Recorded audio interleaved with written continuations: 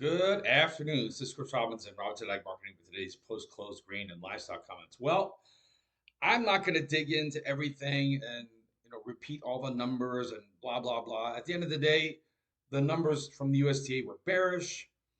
There's 1,000 people out there that will tell you, exactly the different numbers, and we were lower earlier off the report. It was, not good news if you were a bull.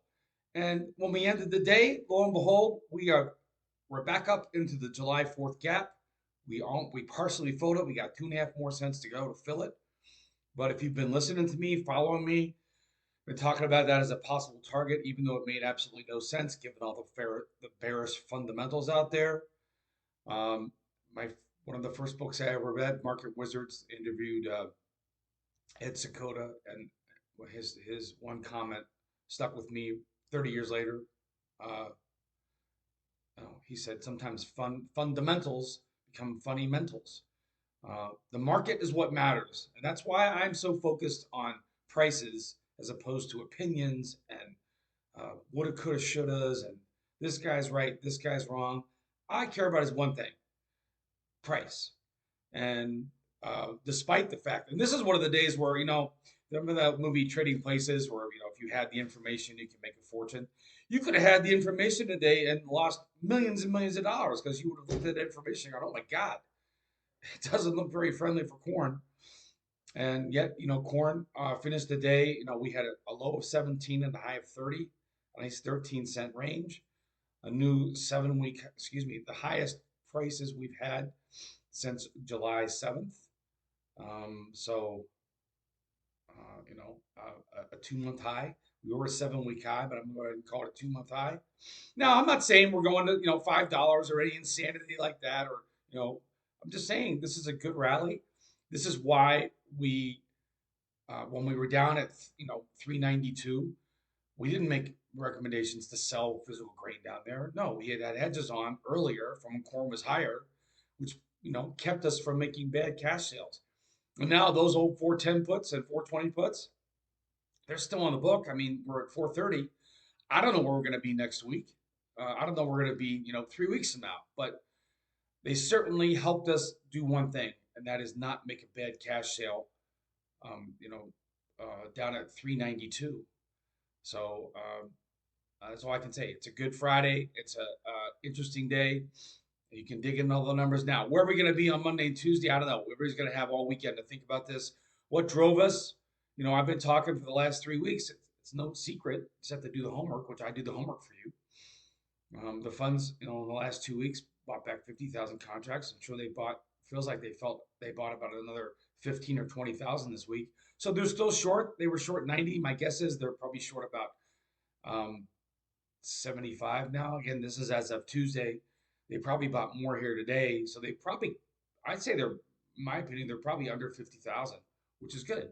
They have been long beans, and lo and behold, beans 12 higher today, 12, almost 13 cents higher today. If trading down to 28, trading as high as 10.49, we settled at 10.46 and a quarter.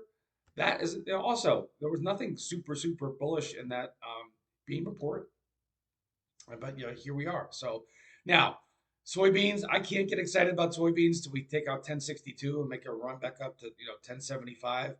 If you read my letter, if you know where we're at, our cash sales have been pretty good so far this year, given what we've had to work with. We've got some more cash sale targets up there. That's a big part of what I do out there. Some guys just want the cash sale recs. Some people, looking for hedge recs.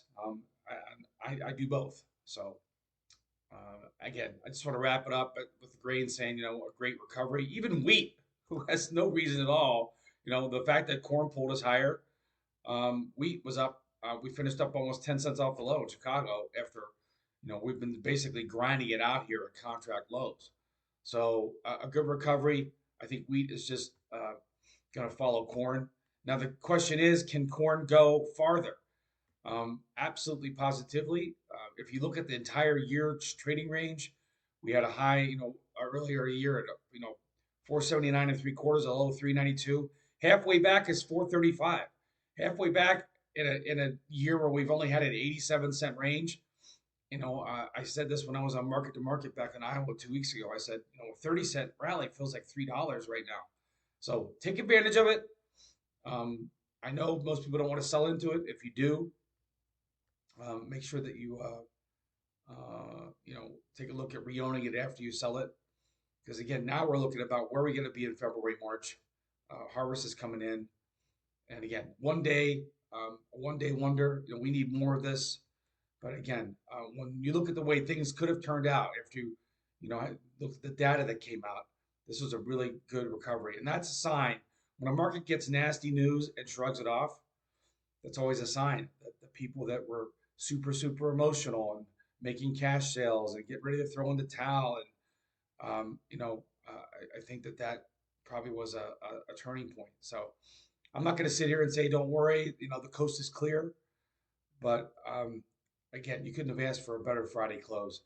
Flipping over real quick to the livestock, these fat cattle down 220, settled at 231.90. October feeder cattle down 650 after going almost limit down, and even the hogs were a little bit lower. These hogs down 88.60. Why is that interesting? Well, you know, this has been the first time in a long time. Actually, this is 2 weeks in a row where we settled lower on the week. That's been a long time it happened. I have to go back and look and see when the time that happened. But you know, it was overdue for a correction. The fact that you know, when corn went higher, I think that probably was another reason for people to put a little pressure on cattle. You also have the funds who have basically caught this entire rally for the past 10 months, made millions and millions and millions of dollars being long cattle. So for them to dump some of those winners, it's not surprising at all. And we've been talking about this for a long time that sooner or later, when it corrected, you want to have a floor. So even if you have nothing on and you're a cattle producer, I wouldn't fret. Next week's another chance to get something on the books here. You did have lower settlement, and I think that's something to watch. Um, what else? That's about it for this Friday. Outside markets, you know, cotton was hung in there, settled above 66 cents. That's positive. Cotton's been struggling. The dollar was a little bit higher.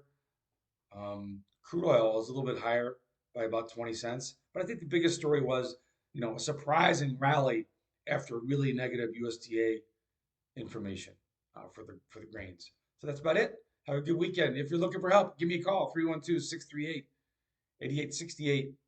I will be posting the weekly wrap tomorrow.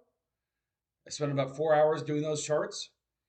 And also on Monday, I will be doing the private members only seminar. We'll talk more about opportunities now. The worm is turned. Hopefully we get a little bit more to the upside for producers. Lord knows we need it. Have a good weekend.